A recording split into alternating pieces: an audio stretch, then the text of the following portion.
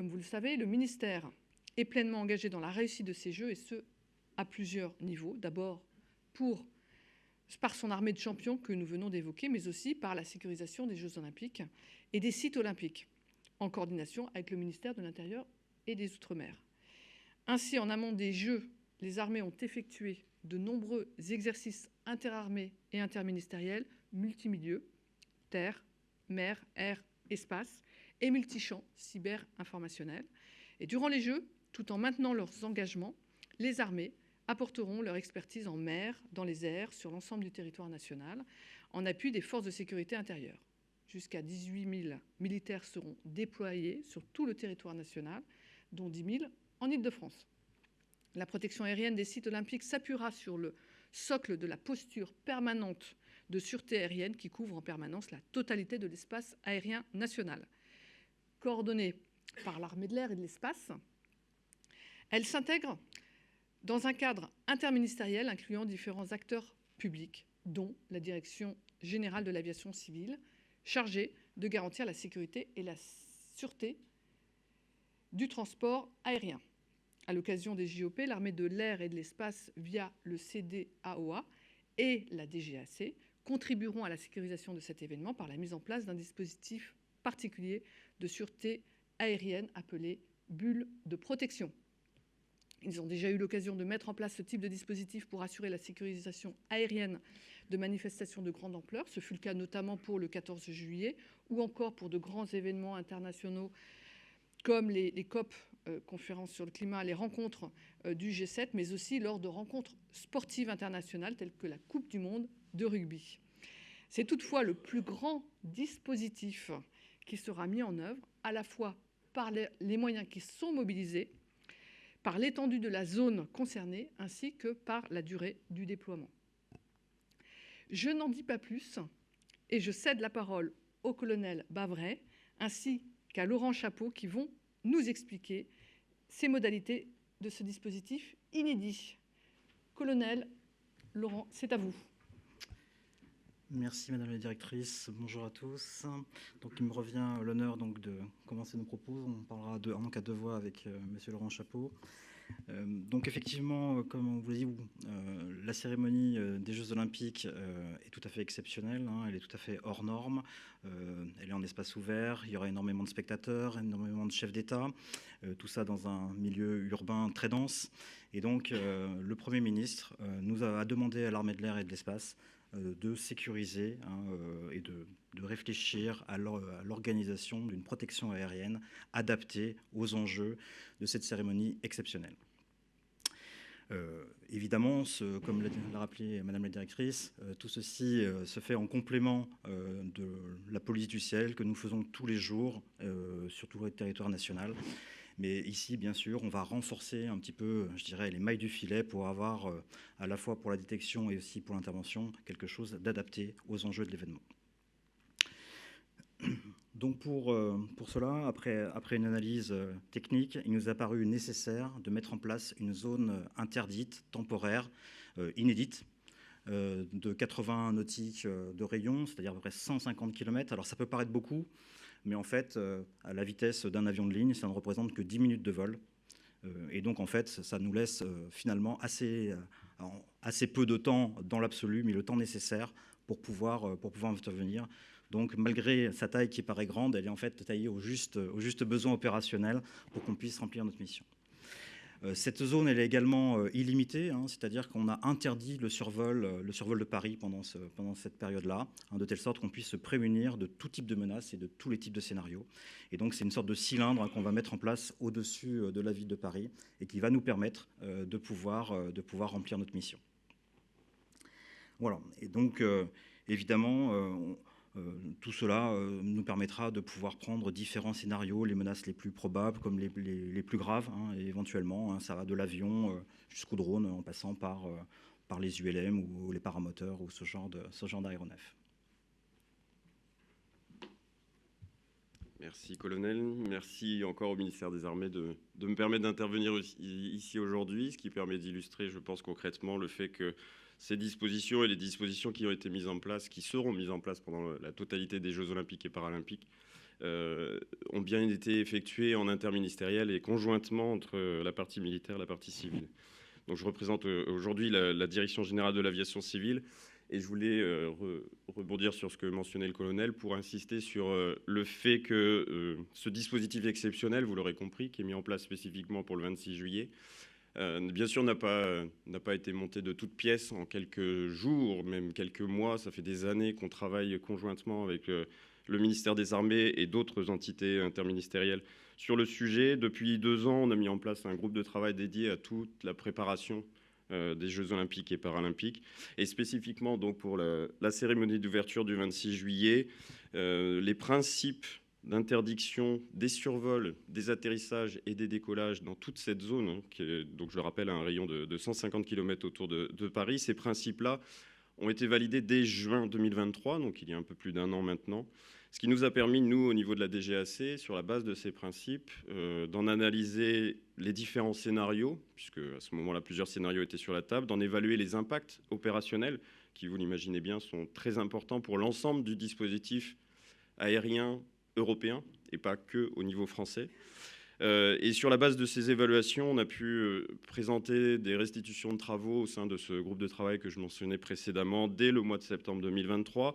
Et derrière, on a pu avoir la validation au niveau interministériel, au niveau des services du Premier ministre, en novembre 2023, sur le dispositif que vous avez là sur cette diapo. Sur cette base-là, il nous a fallu bien évidemment informer les parties prenantes, au premier rang desquelles les compagnies aériennes. Les compagnies aériennes ont été informées, on a fait une importante communication auprès des compagnies aériennes sur ce dispositif dès l'automne dernier.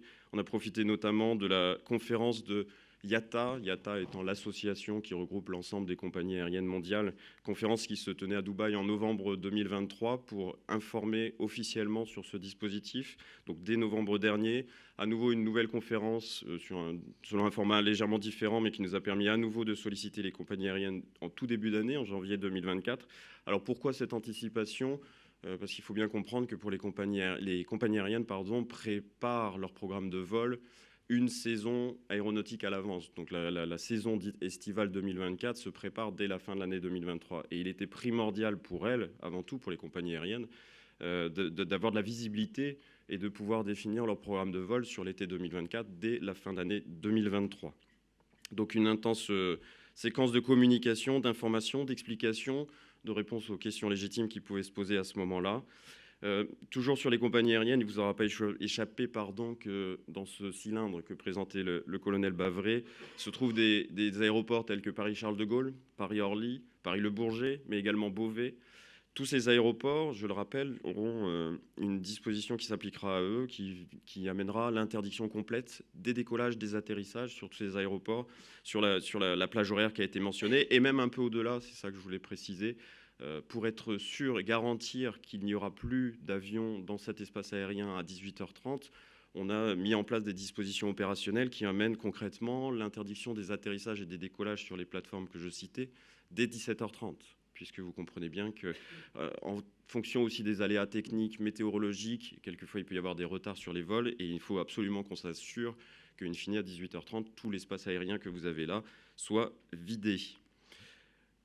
Il n'y a pas que les compagnies aériennes qui ont été informées, il n'y a pas que les compagnies aériennes qui volent dans cet espace aérien, il y a énormément d'autres opérateurs, je pense notamment à l'aviation générale, les usagers d'aéronefs privés, mais pas que, il y a aussi toutes les activités de travail aérien, du vol en hélicoptère, du vol en avion, énormément d'acteurs, des acteurs de formation au pilotage par exemple, qui eux aussi ont fait l'objet d'une intense campagne d'information et de communication. Dès novembre dernier, un courrier signé par le directeur général de l'aviation civile leur a été adressé pour présenter ce dispositif. On a eu l'occasion, conjointement avec le CDAOA, de faire la tournée de tous les terrains d'aviation générale d'Île-de-France, Saint-Cyr-l'École, Toussul-Noble, Chavenay, pour ceux qui connaissent, et une douzaine d'aérodromes, si je ne me trompe pas, pour expliquer auprès des usagers ce qui les attendra durant la totalité des JO, et en particulier sur la journée du 26 juillet. Tout ça a fait l'objet d'une publication aéronautique officielle dès début mai 2024, mais évidemment les usagers en étaient informés auparavant. Et de manière en miroir, de manière assez similaire avec ce qu'on demande aux compagnies aériennes. Pour les usagers de l'aviation générale, on demande à ce qu'il n'y ait plus de vols planifiés un peu en amont des 18h30, qui est vraiment l'heure butée à laquelle tout cet espace de 150 km de rayon devra être vide de tout vol. Voilà ce que je souhaitais présenter à ce stade sur cette journée du 26 juillet. Si on peut passer à la diapo suivante, s'il vous plaît, pour laisser la parole au CDAOA sur le dispositif mis en place. Merci Laurent. Donc, c'est quoi un dispositif particulier de sûreté aérienne et c'est quoi finalement qu'on va faire de plus que d'habitude par rapport aux grands événements qu'on a déjà sécurisés, puisque comme Madame le texte le précisait, on en a fait beaucoup, beaucoup cette année y compris, et donc on a l'habitude de ce genre de grands événements, et on a l'habitude de travailler à la fois avec nos camarades de la DGAC, mais aussi du ministère de l'Intérieur des Outre-mer, avec les préfectures et l'ensemble des services de l'État. Donc finalement, notre stratégie, elle repose sur quoi? Elle repose d'une part sur une logique multicouche. J'évoquais tout à l'heure des menaces qui pouvaient aller des avions jusqu'aux drones. Et donc la réponse à cela, c'est effectivement d'empiler différents moyens pour pouvoir tenir compte de tous les aéronefs et toutes les menaces possibles, à la fois les lentes, les rapides. C'est aussi déjà avant cela augmenter nos capacités de détection. Donc évidemment, il faut savoir avant d'intervenir, il faut identifier, il faut être capable de voir. On l'a dit, on a fait beaucoup de travail pour pouvoir permettre aux gens de voler, mais donc il faut rapidement qu'on puisse identifier les gens qui ont le droit de voler, qui sont légitimes à voler, puis ceux qui voudraient utiliser les airs pour faire des actes malveillants. Donc c'est très important de pouvoir identifier pour pouvoir ensuite intervenir. Donc un dispositif multicouche qui est très ambitieux, qui intègre beaucoup de moyens, les moyens des armées évidemment, avec ceux de l'armée de l'air, ceux de la marine nationale et ceux de l'armée de terre, mais aussi des moyens des forces de sécurité intérieure, notamment dans le domaine de la lutte anti-drone, qui finalement fait le lien entre ce qu'on fait dans les airs et ce qui est fait au sol, tout le dispositif très complet des services de l'État pour protéger et sécuriser cet événement exceptionnel. Alors, pour la détection, évidemment, vous le savez, on a des dispositifs de radar qui sont permanents, qui nous permettent de scanner le ciel en permanence, mais on renforce ce système avec des moyens supplémentaires, mais aussi avec des guets à vue, puisque l'œil humain est très performant, et donc on a un système de guets à vue, à la fois en l'air, dans des avions, mais aussi au sol, disposé de façon cohérente, de telle sorte qu'on complète nos dispositifs techniques par l'œil humain, qui reste un capteur extrêmement performant pour pouvoir détecter quelque chose.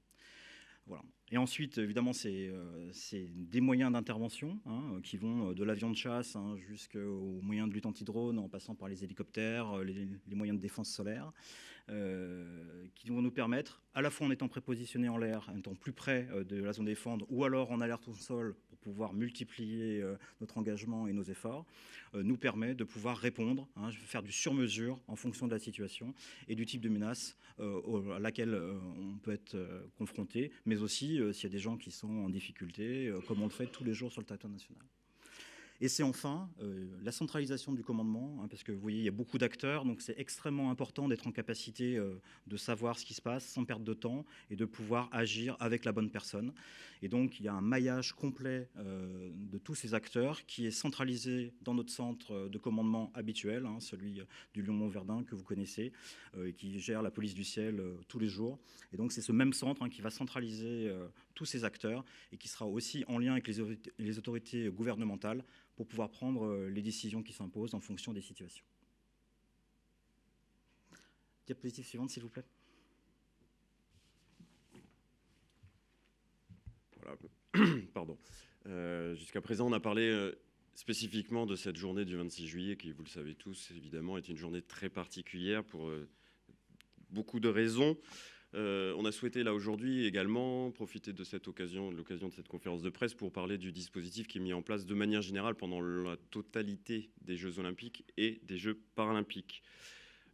Ce que vous avez sur la carte en haut à droite ici, c'est en fait une représentation schématique, synthétique, des zones d'espace aérien qui ont été spécifiquement définies pour encadrer la région parisienne, pour le dire simplement, et qui ont comme un objectif finalement très simple, qui est de dire que tout ce qui rentre, tout ce qui circule dans l'espace aérien, dans ces espaces aériens, doit être connu, déclaré à l'avance, connues à l'avance, ce qui inclut également les passagers, les membres d'équipage qui sont dans ces dispositifs qui circulent dans ces espaces aériens. Pour cela, pour ce qui concerne l'aviation commerciale, que vous connaissez tous, et typiquement l'aviation qui dessert les plateformes de Paris-Charles de Gaulle, de Paris-Orly, on n'a pas surajouté de dispositifs particuliers par rapport à ce qui existe au quotidien en termes d'inspection filtrage des passagers, des membres d'équipage par exemple, ce qui nous permet au quotidien d'avoir la visibilité et la connaissance de ce qui vole dans ces espaces aériens comme ailleurs. Par contre, pour ce qui concerne tous les autres types d'aviation que je citais tout à l'heure, l'aviation d'affaires, l'aviation de loisirs, le travail aérien, mais également le transport d'urgence, là encore, en hélicoptère, en avion. Tous ces types d'aviation, pour tous ces types d'aviation, il nous a fallu mettre en place un dispositif très spécifique pendant la totalité des Jeux Olympiques et des Jeux Paralympiques, sur la base de déclarations préalables. Donc tous ces opérateurs, qu'ils soient privés ou publics, ont la nécessité, l'obligation de fait, à compter de lundi prochain, du 22 juillet, de déclarer à l'avance les vols qu'ils souhaitent effectuer dans ces zones. Ils devront, pour ceux qui souhaitent se poser ou décoller depuis les terrains d'aviation générale d'Île-de-France, suivre des trajectoires de départ et des trajectoires d'arrivée qui sont imposées et définies spécifiquement pour les JO. Le principe étant que durant les JO, on ne vole pas à l'intérieur de ces zones, on sort de ces zones ou on rentre dans ces zones. On ne vole pas dans l'espace aérien qui est défini ici. Donc des trajectoires qui ont été définies, qui seront imposées, des déclarations de préalable, je le disais, sur la base desquelles on va pouvoir, au niveau des services de l'État, faire les vérifications, à la fois des passagers, des identités des passagers, des membres d'équipage, pour pouvoir remettre, si tous les feux sont au vert, remettre une autorisation de vol à J-1, la veille du vol prévu, aux pilotes qui souhaitent opérer. Oui, je vois une main levée, je ne sais pas si on réserve les questions-réponses à la fin ou comme vous le préférez. À la fin. Bon, alors on reviendra vers vous. Bon, je suis sûr que vous allez garder la question en tête et qu'on y reviendra à la fin de la séquence sans aucun problème. Donc des autorisations qui seront remises chaque jour pour le jour suivant à l'ensemble de ceux des personnes et des entités qui souhaiteront voler dans ces zones durant la totalité des Jeux Olympiques et Paralympiques.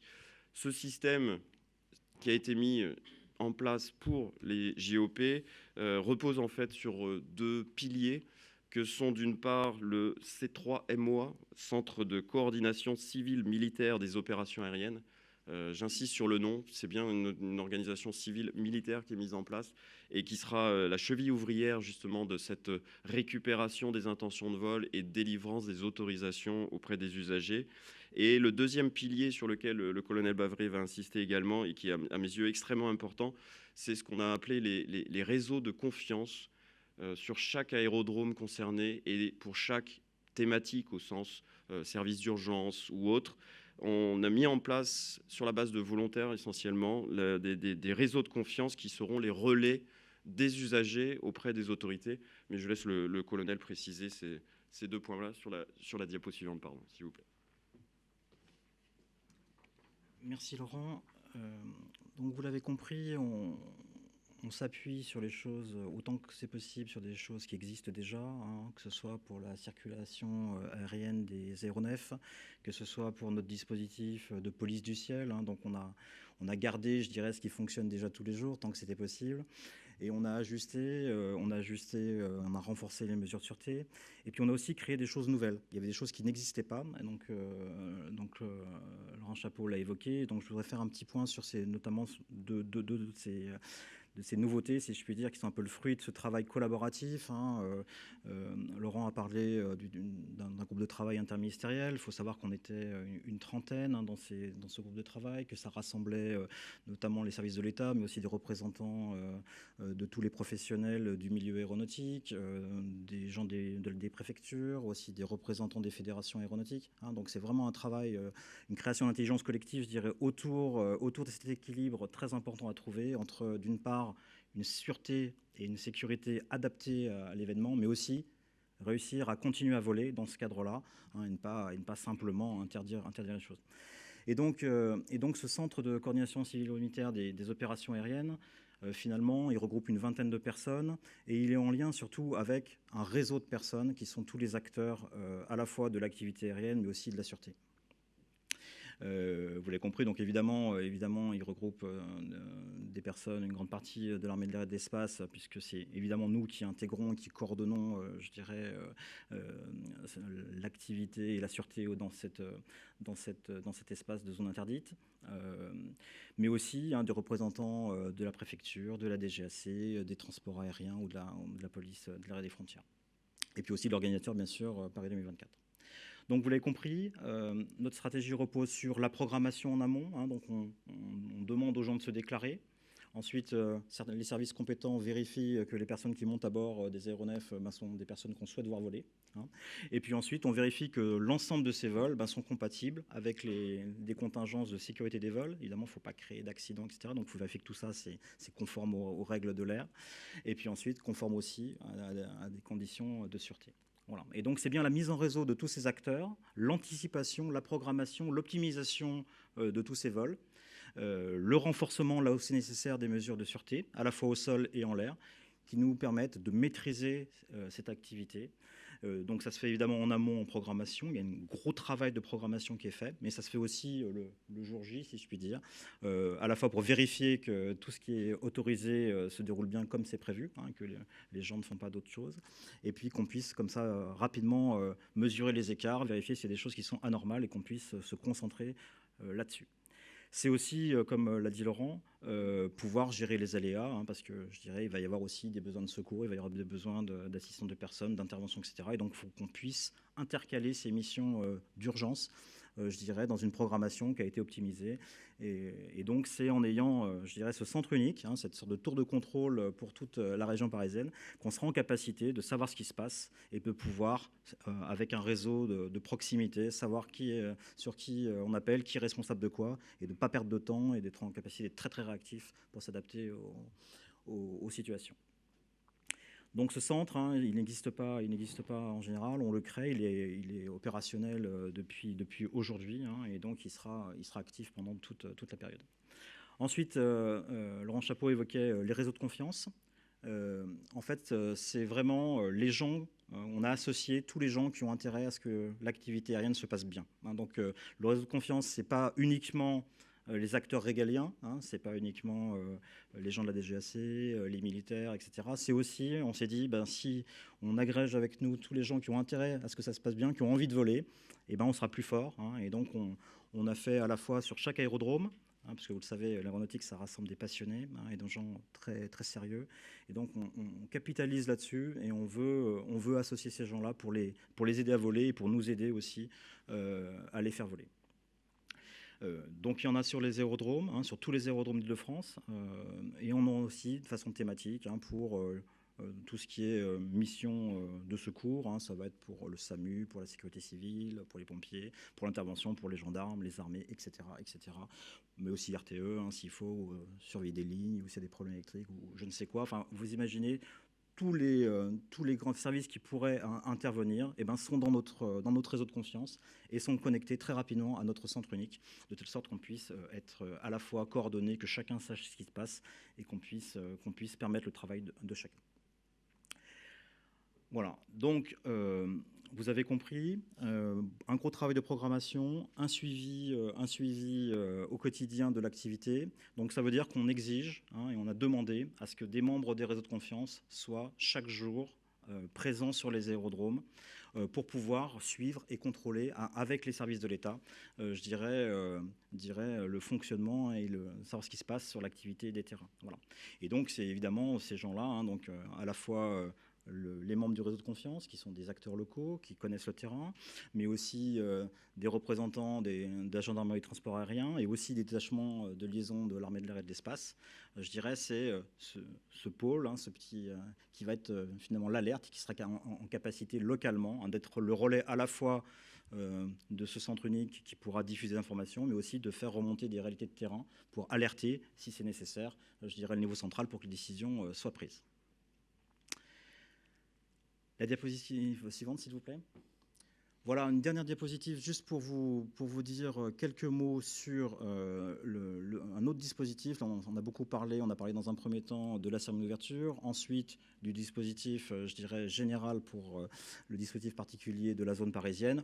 On en fait un également d'une ampleur moindre de par la complexité de l'espace aérien, mais de toute façon, de façon très sécurisée aussi sur la zone de Marseille, un petit peu à l'instar de ce qu'on a fait pour l'arrivée de la flamme le 8 mai. Voilà, c'est pour votre information, avec les mêmes principes qu'on retrouve de centralisation, de coordination des moyens au niveau interministériel, avec l'approche multicouche de la même façon. Tout ça, on le retrouve aussi. Et tout ça, bien sûr, s'intègre, hein, comme ça a été rappelé par la directrice en introduction, dans notre dispositif national, hein, qui protège tout le territoire national jusqu'à Tahiti.